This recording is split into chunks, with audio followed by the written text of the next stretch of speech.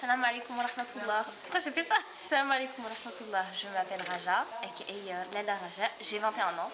Je suis née et j'ai vécu en Ile-de-France et je suis d'origine algérienne du Nord-Ouest. J'étudie à Sciences Po en spécialité Moyen-Orient et Méditerranée. Et aujourd'hui, je suis avec Capitaine pour faire mon portrait. Je suis d'ailleurs ravie et honorée d'être parmi vous. C'est ma manière pour moi de l'encourager à atteindre ses rêves et objectifs. Et j'espère, Inch'Allah, un jour l'avoir brillé. Donc là, on est au centre culturel Pouya, donc qui est un centre iranien qui se situe d'ailleurs à Métro République. République qui est un lieu pour moi assez chargé de souvenirs, puisque depuis 2019, c'est ici à chaque fois que se déroulaient les rassemblements du Hirak, donc le Hirak algérien.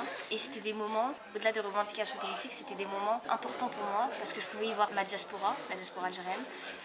J'y voyais beaucoup de créativité.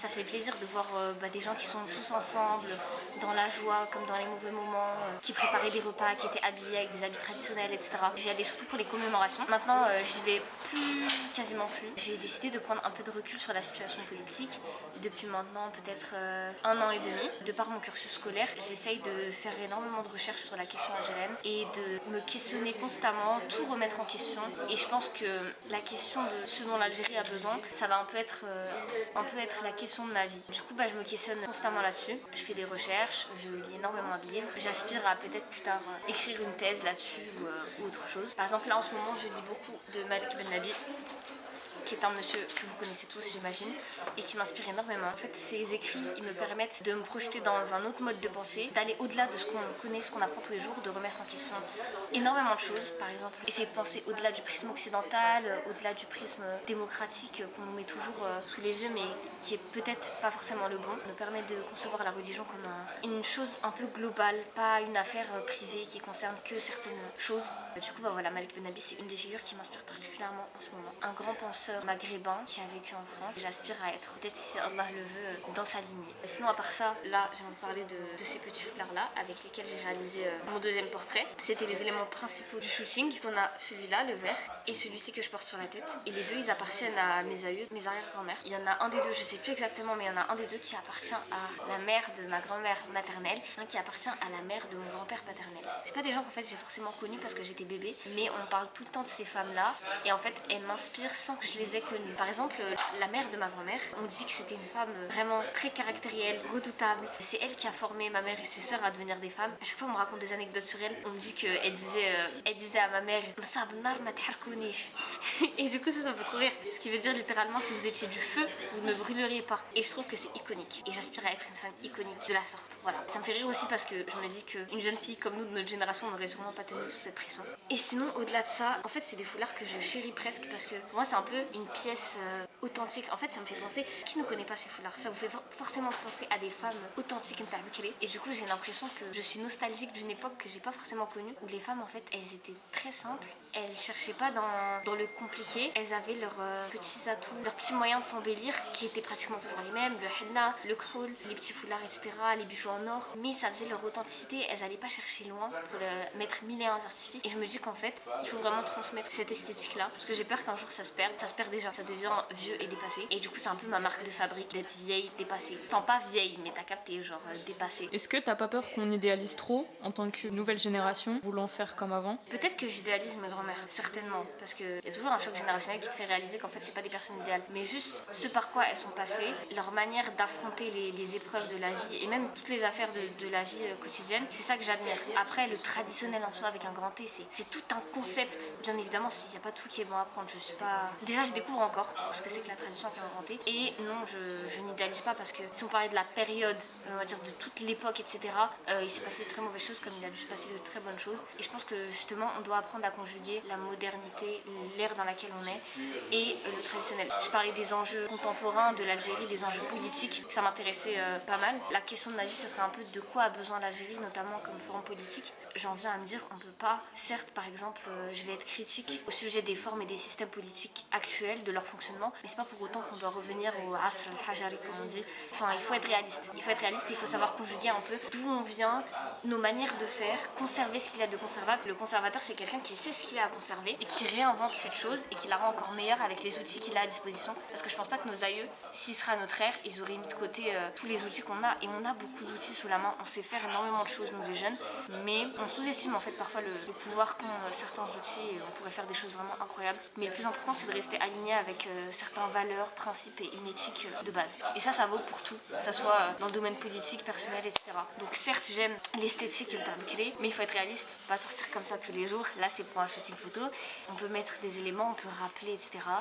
On s'adapte bien évidemment à l'environnement dans lequel on est et on est mesuré dans toute chose. Qu'est-ce que tu penses des Algériens qui vivent en France et qui ont cette sorte de nationalisme un peu mal placé parce qu'il n'agit que pour des choses pas essentielles, style par exemple par rapport au foot, et que quand il s'agit de parler de la politique de là-bas ou d'aider, il n'y a pas de choses concrètes qui se passent? Je trouve qu'il y a encore malheureusement trop peu d'Algériens de la diaspora qui se sentent concernés par ce qui se passe réellement dans le pays. Après, je sais pas si on peut leur en vouloir. Peut-être qu'il y a 1 an ou 2, j'aurais dit oui totalement, je leur en veux et je voudrais qu'ils soient plus engagés, etc. Mais finalement, chacun son rapport à ses origines. Si je suis comme ça aujourd'hui, je suis aussi le fruit de mon éducation. Tous les amoureux de du traditionnel, c'est un peu leurs parents qui leur ont transmis ça. C'est pas dans toutes les familles où on aborde la tradition du même angle, la culture du même angle, le nationalisme du même ordre. Il y a les mêmes idées, etc. Donc certains sont insensibles, à mes yeux c'est dommage. Insensibles aux questions par exemple, je sais pas, politiques, sociales de leur pays. Ce qui est un peu dommage, voire ignorant peut-être. Je sais pas si je dois leur en vouloir, si on doit leur en vouloir. Après j'ai l'impression qu'en fait le nationalisme algérien il est encore trop fouillis. Moi-même en fait, malgré peut-être mes études en sciences politiques, etc., j'ai encore du mal à définir ce que c'est qu'exactement le sentiment nationaliste. Parce qu'il faut le dissocier de ce qu'est le patriotisme. Et puis après il y a la question islamique qui se pose. Est-ce que ça a lieu d'être? Est-ce que ça n'a pas lieu d'être? Comment est-ce qu'on devrait se comporter? À quel point aimer son pays? Et au détriment de quoi d'autre? Au détriment de l'amour pour la Oumma, au détriment de... Il y a des choses parfois plus grandes que notre pays. Un nationaliste, je pense, c'est quelqu'un qui pense que le monde s'arrête aux frontières de son pays, ce qui est totalement faux. Traiter une question en se concentrant sur des frontières, par exemple, je vais traiter une question française et m'arrêter aux frontières de l'Hexagone et trouver des solutions dans les frontières de l'Hexagone, c'est complètement bête. Et c'est d'ailleurs pour ça que je vois des personnages caricaturaux comme Éric Zemmour ou Marine Le Pen qui vont parler de l'immigration, qui vont dire qu'il s'agirait de fermer les frontières et de gérer comme ça les frontières de l'immigration. On ne peut pas, parce qu'il y a des causes autour, enfin il y a des choses qui se passent dans le monde et ça a un impact sur les pays. Aujourd'hui, il n'y a plus aucun pays qui vit tout seul sur une île déserte, qui a un continent pour soi. Il y a forcément des liens qui sont à l'extérieur, il y a des choses qui se passent à échelle mondiale, ça joue en fait et ça a un impact. Donc forcément, avant de penser son pays, il faut penser le monde. Il s'agirait pour les parents et donc pour nous, plus tard quand on aura des enfants, d'inculquer l'amour du pays vraiment de manière intelligente et ne pas le réduire à des exploits de foot, etc. Ça c'est clair. Personne ne va dire que c'est une bonne chose. Après, je pense que la plupart des Algériens, même ceux qui se sentent algériens que lors des exploits de foot, etc., ils connaissent tous un minimum une histoire parce qu'en fait, elle reste assez récente concernant la guerre d'Algérie. Mais c'est vrai qu'on méconnaît pas mal notre histoire à plus longue échelle. Par exemple, pour la plupart des Algériens, on ne saurait pas défendre la fameuse question de l'Algérie a été créée par la France ou autre. Il faut vraiment élever le niveau. Vraiment, ça aussi c'est un truc. J'exige de nous-mêmes qu'on élève le niveau. On ne peut pas s'arrêter là. Là, c'est... Vous avez vu notre état? Il faut, tu vois, toi qui me regardes, si tu as des enfants, élève le niveau. Avec le niveau de diplôme qu'on a, etc., on peut se permettre d'avoir une petite valeur ajoutée, tu vois. En fait, c'est encore complexe parce qu'une petite goutte d'eau pure dans une flaque de boue, c'était assez complexe. Il y a quelques années, j'y pensais grave. Tout le monde disait que j'étais utopiste et que je vivais dans un autre monde, etc. Et c'est vrai, ça devient de plus en plus compliqué la vie en Algérie. Vraiment, après, ça dépend de ville, campagne, etc. Blablabla. Mais vraiment, il faut se mettre à l'évidence, c'est clairement pas facile. Ça peut être envisageable si c'est un projet d'assez grande envergure, en fait. Ça serait bien, par exemple, si tu avais une organisation avec différentes familles qui voudraient s'y installer, s'expatrier là-bas, avec des projets et des personnes avec des compétences différentes mais qui se rejoignent, tout ça inscrit dans un pré-projet. Et il faudrait qu'aussi le pays nous ouvre les bras. Mais est-ce qu'il nous ouvre les bras sur le point de vue de l'éducation? Est-ce qu'il nous ouvre les bras sur le point de vue de la santé? Qu'est-ce qu'il a à nous proposer?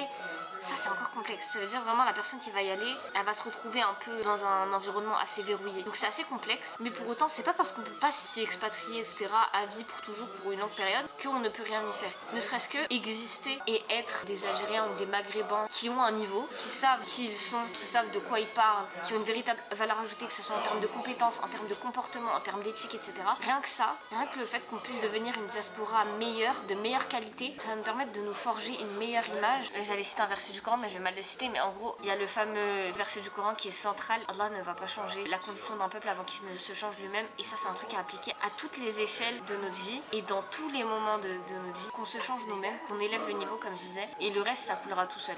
Et on n'a pas prévoir toutes les solutions et toutes les portes qui vont s'ouvrir, parce que Allah nous ouvrira sûrement de nouvelles portes dans les temps à venir, au fur et à mesure de nos actions, au fur et à mesure de... Tu vois ce que je veux dire? Bon, alors pour finir, est-ce que tu aurais des conseils ou des recommandations pour les gens qui nous regardent et un petit message de fin? Des conseils ou des recommandations. Ne passez pas trop de temps sur votre téléphone, sur Instagram. Ayez un bon comportement, toujours. Soignez votre image, toujours. Là où tu pars, il faut toujours que tu laisses derrière toi une bonne image. Avant de penser par exemple à qu'est-ce que mon pays représente, qu'est-ce que mon pays, etc.